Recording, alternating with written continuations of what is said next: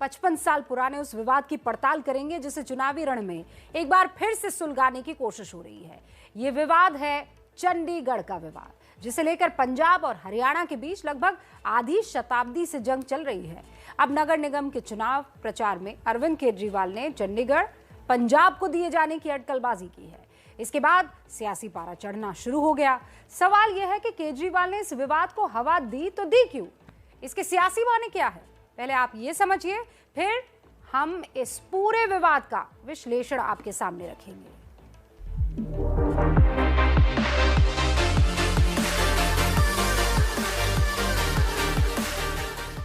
चंडीगढ़ की इस खूबसूरती से किसी को भी प्यार हो जाए, लेकिन इसके लिए दो राज्यों की दीवानगी ऐसी है कि 55 साल से तलवारें खींची हैं। दोनों ही चंडीगढ़ को अपना बनाना चाहते हैं और ये दावेदार हैं पंजाब और हरियाणा। और इसी दावेदारी की वजह से चंडीगढ़ देश का इकलौता शहर है जो दो राज्यों की राजधानी है। आजादी के बाद पंजाब सूबे की राजधानी लाहौर पाकिस्तान के हिस्से में चली गई। इसके बाद प्रधानमंत्री जवाहरलाल नेहरू ने 1949 में पंजाब की राजधानी के लिए एक आधुनिक शहर की परिकल्पना की। शिवालिक की पहाड़ियों में फ्रेंच आर्किटेक्ट ली कॉर्बुज़िए को एक नया शहर बसाने की जिम्मेदारी सौंपी गई, जिन्होंने 1952 में एक ऐसा शहर बसाया जिसे पंजाब की राजधानी बनाया गया और नाम रखा गया चंडीगढ़। यही चंडीगढ़ आज पंजाब और हरियाणा दोनों की राजधानी है और दोनों ही राज्य इस पर अपना दावा करते रहे हैं। अब इस विवाद की चिंगारी को फिर हवा दी है दिल्ली के मुख्यमंत्री अरविंद केजरीवाल। आजकल एक बड़ी तेज अफवाह चल रही है। अफवाह है, मेरे को नहीं पता सच है कि झूठ है। हो सकता है झूठ भी हो सकता है सच भी हो। बड़ी तेज अफवाह ये चल रही है कि थोड़े दिन में केंद्र सरकार चंडीगढ़ को पंजाब को सौंपने जा रही है। केजरीवाल ने यह बयान चंडीगढ़ में नगर निगम के चुनाव प्रचार के दौरान दिया और एक सधे हुए राजनेता की तरह अपनी पार्टी के लिए वोट भी मांगे। केंद्र सरकार चंडीगढ़ को पंजाब को सौंपने जा रही है, ऐसी बड़ी स्ट्रांग अफवाह चल रही है। अगर ऐसा होता है तो पंजाब में तो भाई देखो आम आदमी पार्टी की सरकार बनने जा रही है, तो फिर वोट चंडीगढ़ में भी आम आदमी पार्टी को ही दे देना।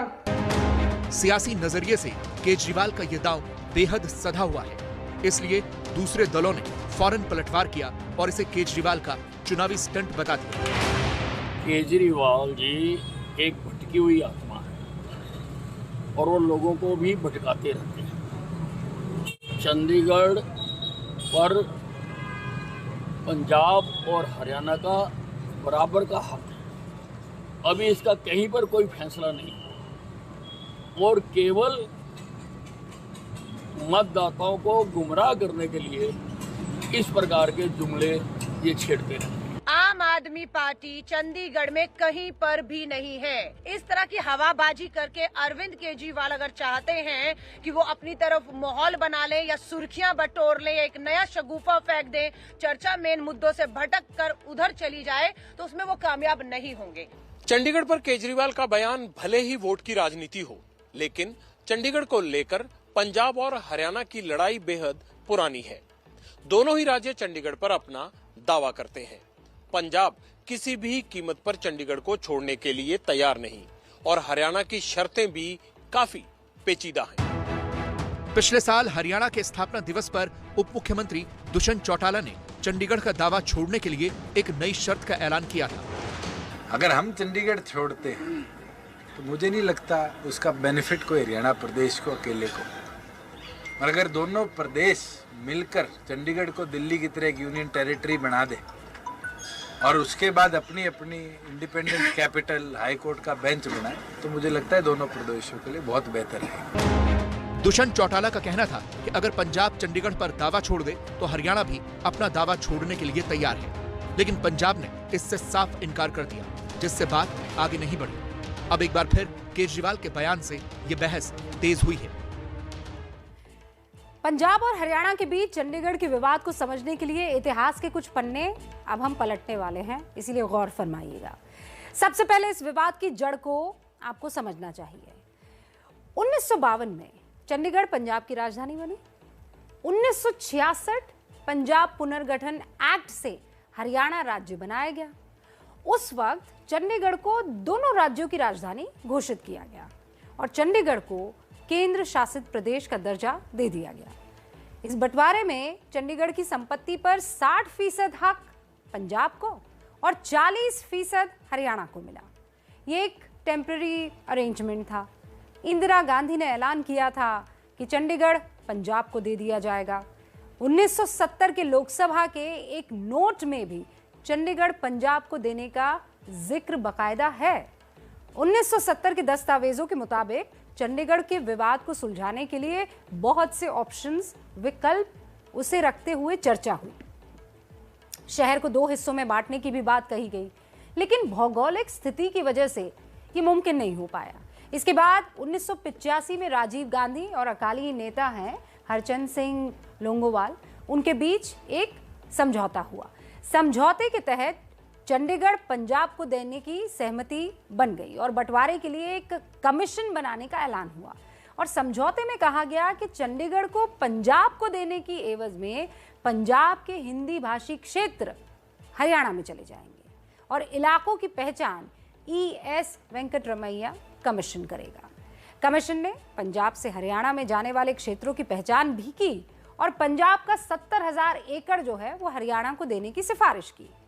समझौते के तहत 26 जनवरी 1986 को चंडीगढ़ पंजाब को ट्रांसफर हो जाना था, लेकिन सिफारिशों पर विवाद होने पर ट्रांसफर अनिश्चित काल के लिए फिर टाल दिया गया। इस समझौते के 1 महीने बाद अकाली नेता हरचंद सिंह लोंगोवाल की हत्या कर दी गई। हत्या उन सिख संगठनों ने की थी जिन्हें इस समझौते से ऐतराज था और तब से ये विवाद।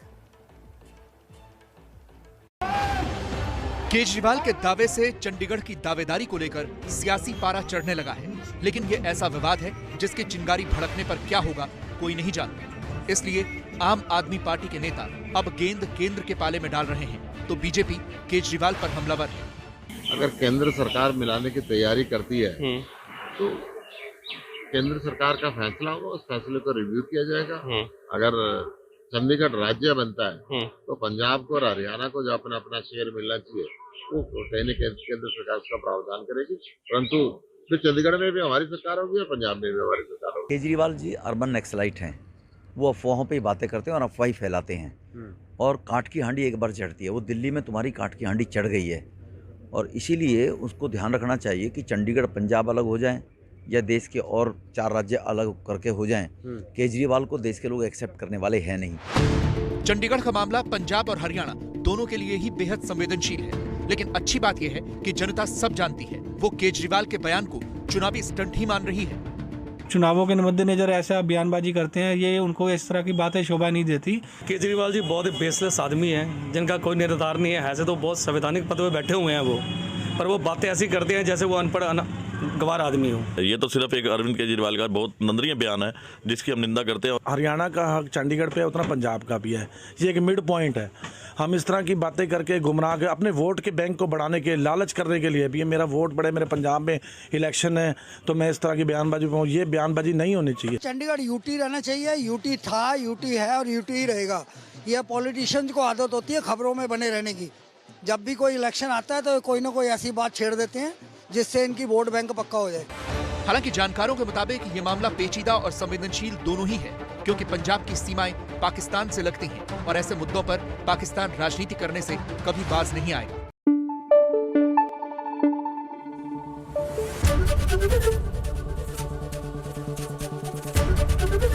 ABP न्यूज आपको रखे आगे।